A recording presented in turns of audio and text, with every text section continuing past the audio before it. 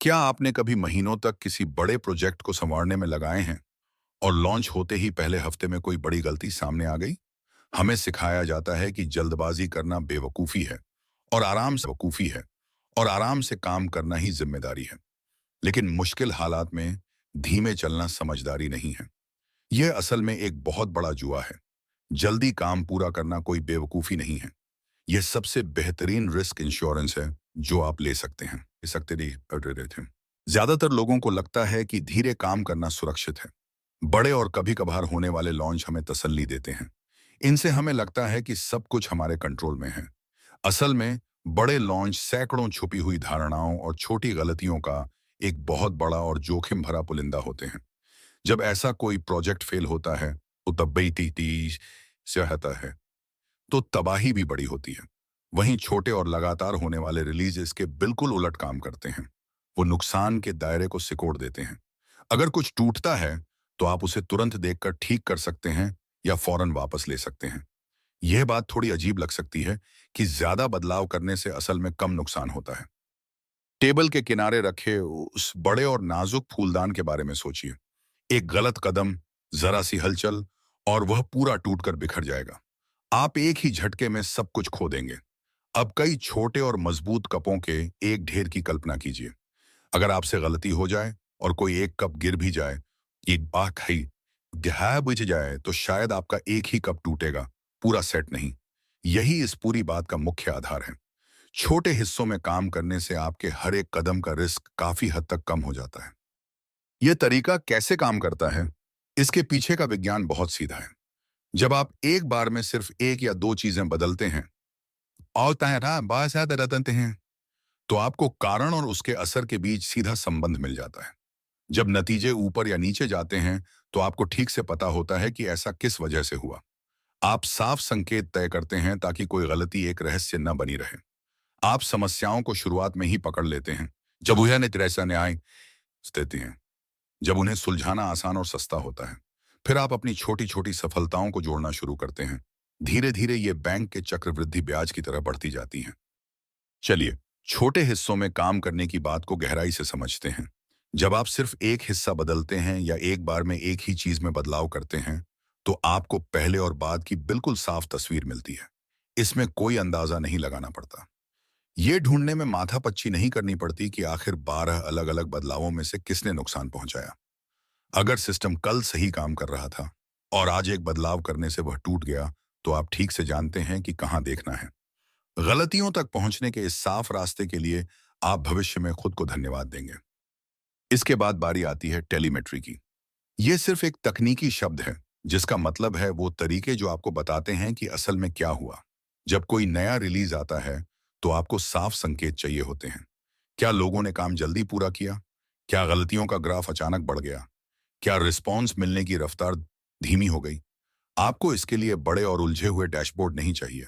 आपको बस कुछ ऐसे सच्चे संकेत चाहिए जो आपके धुंधले अंदाजों को एक पक्के हाँ या ना में बदल सकें। काम को चमकाने से ज्यादा अहमियत सही समय की होती है। अगले हफ्ते मिलने वाली किसी गलती को सुधारने का खर्च अगले साल मिलने वाली उसी गलती के खर्च का एक बहुत छोटा सा हिस्सा होता है। यह बिल्कुल वैसा ही है जैसे तेज बारिश शुरू होने से पहले अपनी छत की छोटी सी सीलन को देख लेना। पूरी जमीन पर पानी भर जाने से तो अच्छा है कि छत की थोड़ी सी मरम्मत कर ली जाए। जब आप परेशानियों को उनकी शुरुआत में ही पकड़ लेते हैं तो उन्हें ठीक करना आसान होता है और उन्हें सिस्टम को अंदर से खोखला करने का समय ही नहीं मिल पाता। फिर आता है कंपाउंडिंग का जादू। हर छोटा और परखा हुआ सुधार आपकी नींव को मजबूत बनाता है। आपका अगला कदम एक बेहतर जगह से शुरू होता है।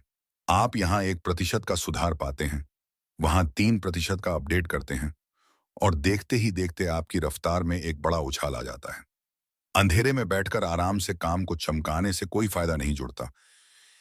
शायद तो शुरुतंता, क्योंकि आप कभी भी पक्के तौर पर नहीं जानते कि आप जो कर रहे हैं उससे वाकई कोई मदद मिल रही है या चीजें बस बाहर से अलग दिख रही हैं।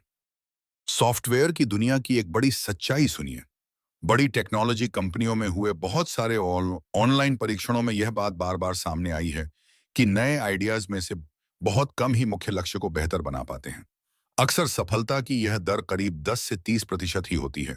इसका मतलब है कि ज्यादातर आइडिया कुछ भी काम नहीं करते और कुछ तो प्रोडक्ट को सीधा नुकसान पहुंचाते हैं। अगर आप धीरे काम करते हैं और अपना पूरा साल किसी एक बड़े बदलाव पर लगा देते हैं, आज तो आपके सफल होने की गुंजाइश बहुत ही कम हो जाती है। तेज प्रयोग आपको आपके ही खराब आइडियाज से बचाते हैं। एक साधारण एबी टेस्ट, इसका जिसका मतलब है दो अलग अलग वर्जन दिखाना और उनके नतीजों को मिलाना, आपके महीनों की बर्बाद होने वाली मेहनत को बचा सकता है। आप इसे छोटे स्तर पर आजमाते हैं। आप लोगों के रिस्पॉन्स को नापते हैं। आप सिर्फ उन्हीं आइडियाज को रखते हैं जो असल में उस लक्ष्य को बढ़ाते हैं जिसकी आपको परवाह है। और सबसे जरूरी बात, आप बिना किसी अहंकार या ड्रामे के बाकी आइडियाज को छोड़ देते हैं। जरा सोचिए, एक प्रोडक्ट टीम को पूरा भरोसा है कि नया साइनअप डिजाइन ज्यादा लोगों को जोड़ेगा। वो इसका एक छोटा सा हिस्सा सिर्फ 10% यूजर्स के सामने 3 दिन के लिए रखते हैं। काम पूरा करने का समय तो कम हो जाता है, लेकिन अगले हफ्ते तक लोगों का जुड़ना कम होने लगता है। यह देखकर वो तुरंत 2 छोटे बदलाव करते हैं और स्टेप्स का क्रम बदल देते हैं। तीसरे बदलाव से उन्हें सफलता मिल जाती है। अगर वो तेज फीडबैक का तरीका नहीं अपनाते, तो उन्होंने यह खराब डिजाइन अपने 100% यूजर्स पर लागू कर दिया होता। अब इस पूरी बात का सबसे हैरान करने वाला हिस्सा सुनिए। जो टीमें ज्यादा बदलाव करती हैं, वो काफी हद तक ज्यादा स्थिर होती हैं। सालों की इंडस्ट्री रिसर्च बार बार इसी नतीजे पर पहुंचती है। तेज रफ्तार वाली टीमों में बदलाव के फेल होने की दर बहुत कम होती है, और जब चीजें टूटती हैं तो वे बहुत तेजी से रिकवर भी कर लेती हैं। यह बात बिल्कुल उल्टी लगती है, लेकिन ऐसा नहीं है। छोटे बदलावों को समझना और परखना इंसानी दिमाग के लिए बहुत आसान होता है। असल जिंदगी में ऐसा क्यों होता है? छोटे बदलावों को जांचना बहुत आसान होता है। अगर कुछ गलत हो जाए और हो जाए तो पुरानी स्थिति में वापस लौटना बहुत आसान है। इससे भी जरूरी बात यह है कि आपका काम करने का अभ्यास बना रहता है, क्योंकि आप लगातार रिलीज करते रहते हैं। आपको उस प्रेशर कुकर वाले माहौल का सामना नहीं करना पड़ता जो 3 महीने में एक बार आता है, जहां घबराहट बढ़ती है, लोग डर जाते हैं और बड़े अपडेट्स की भीड़ में भारी गलतियां छुप जाती हैं। कभी कभार होने वाले लॉन्च एक बड़े जुए की तरह बन जाते हैं, क्योंकि ट्रेन महीनों में सिर्फ एक बार स्टेशन से निकलती है। इसलिए हर कोई आखिरी मिनट में अपने बदलाव उसमें डाल देना चाहता है। इससे चीजें इतनी उलझ जाती हैं कि उन्हें टेस्ट करना मुश्किल हो जाता है। एक छोटी सी छुपी हुई गलती बाहर आ जाती है, किसी दूसरे बिना जांचे फीचर से टकराती है, और अचानक सब कुछ उलझ जाता है। जो एक छोटी सी परेशानी होनी चाहिए थी, वो एक बड़ा और कंफ्यूज करने वाला आउटेज बन जाती है। जब बैच बहुत बड़ा हो तो धीरे चलना बिल्कुल भी सुरक्षित नहीं है। बड़ी फैक्ट्रियों का उदाहरण भी यही बात साबित करता है। दशकों पहले एक ऑटो प्लांट ने सिर्फ एक बदलाव करके अपनी पूरी क्वालिटी को बदल कर रख दिया था। उन्होंने फ्लोर पर काम करने वाले हर एक वर्कर को यह पावर दी कि जैसे ही कोई डिफेक्ट दिखे, वो असेंबली लाइन को रोक सके। उन्होंने दिन के आखिर में होने वाले किसी बड़े क्वालिटी रिव्यू का इंतजार नहीं किया। इसके बजाय उन्होंने दिन भर में सैकड़ों छोटे छोटे और तुरंत होने वाले रिव्यू बना दिए। इससे फैक्ट्री के माहौल और काम में जबरदस्त बदलाव आया। वहां कर्मचारियों के छुट्टी लेने की दर 20% के आसपास रहती थी। नए और तेज फीडबैक सिस्टम के तहत यह गिरकर लगभग 2% रह गई। डिफेक्ट्स इतने कम हो गए कि दुनिया की बेहतरीन कंपनियों को टक्कर देने लगे। छोटे लूप्स, तुरंत सुधार और काम करने वाले व्यक्ति के लिए सम्मान ने इतना कुछ हासिल कर लिया जितना प्रबंधन के 1000 नए नियम भी नहीं कर सकते थे। एरोस्पेस इंडस्ट्री से भी यह बात बिल्कुल साफ हो जाती है। एक प्राइवेट स्पेस कंपनी ने हाल ही में सिर्फ 14 महीनों में अगली पीढ़ी के रॉकेट के 4 फुल स्टैक टेस्ट पूरे किए। हर एक उड़ान ने अपनी सीमाओं को थोड़ा और आगे बढ़ाया। उन्होंने हवा में भारी हिस्सों के अलग होने के तरीके में बदलाव किया। उन्होंने इंजनों को सेट किया और सॉफ्टवेयर कंट्रोल को बेहतर बनाया। उन्होंने हीट शील्ड्स को अपडेट किया और ग्राउंड सिस्टम को पूरी तरह से फिर से बनाया। उन्होंने उस इकलौती लेबोरेटरी में सीखा जो वाकई में मायने रखती है, और वह है असल दुनिया की कड़वी सच्चाई। हर उड़ान पूरी तरह से सफल नहीं रही। कुछ पुर्जे खराब हुए, कुछ रॉकेट फटे भी, लेकिन उन बड़ी नाकामयाबियों ने बहुत साफ और सटीक सबक सिखाए। ठीक अगली उड़ान में उस सुधार को टेस्ट किया गया।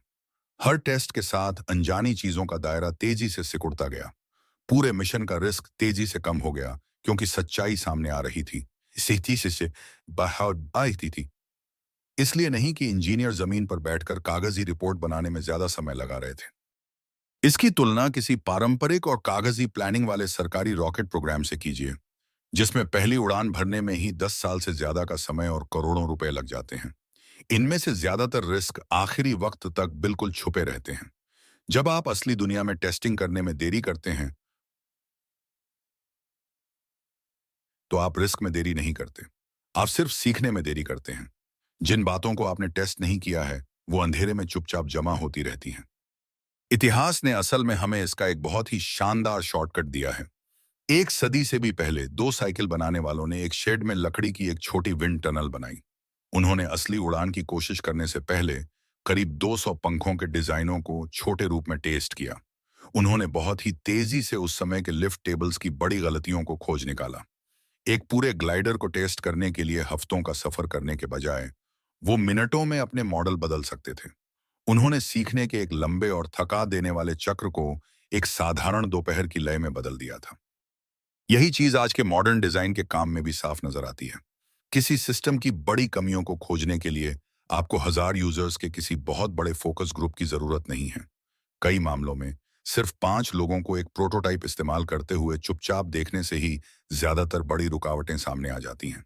आप कोड लिखने का भारी खर्च उठाने से बहुत पहले ही इन साफ दिखने वाली रुकावटों को पकड़ लेते हैं। शुरुआत में की गई यह टेस्टिंग भारी और तकलीफदेह काम को छोटे और आसान सुधारों में बदल देती है। कोई कंफ्यूज करने वाला लेबल बदल जाता है, कोई गलत जगह रखा बटन हट जाता है, कोई गैर जरूरी स्टेप पूरी तरह से गायब हो जाता है। इस सुधार में कई महीनों के बजाय सिर्फ कुछ घंटे लगते हैं। तेज फीडबैक की तलाश करना कभी भी बेवकूफ़ी नहीं है। यह सबसे किफ़ायती चीज़ है जो आप कर सकते हैं। तो बिना कोई गलती किए तेजी से काम करने का तरीका कुछ ऐसा है। सबसे पहले अपना मिनिमम टेस्टेबल वर्जन तय करें। यह वो सबसे छोटा बदलाव है जो आप कर सकते हैं, जिससे आपकी कोई धारणा या तो साबित हो जाएगी या खत्म हो जाएगी। खुद को याद दिलाएं कि आप अभी फाइनल और पूरी तरह से चमका हुआ प्रोडक्ट नहीं बना रहे हैं। आप बस अपने एक विचार का साफ और असरदार टेस्ट कर रहे हैं। इसके बाद फैसलों के लिए डेटा का इस्तेमाल करें। कोई एक ऐसा मुख्य पैमाना चुनें जो वाकई आपके लक्ष्य से मेल खाता हो। सिर्फ वही कुछ डेटा इवेंट्स जोड़ें जिनका इस्तेमाल आप असल में सफलता मापने के लिए करेंगे। हर एक चीज का रिकॉर्ड रखने की अपनी तीव्र इच्छा को रोकें। डेटा में वॉल्यूम से ज्यादा अहमियत स्पष्टता की होती है। आपको एक साफ और भरोसेमंद संकेत चाहिए जो आपको एक पक्का हाँ या ना दे सके। फिर अपने रिस्क को पूरी तरह से सीमित करें। बदलाव को सबसे पहले अपने यूजर्स के एक बहुत छोटे हिस्से पर रिलीज करें। कैनरी रोलआउट या फीचर फ्लैग का इस्तेमाल करें, ताकि अगर चीजें गलत दिशा में जाएं तो आप उसे तुरंत बंद कर सकें। वापस पुरानी स्थिति में जाने का रास्ता हमेशा साफ और तैयार रखें।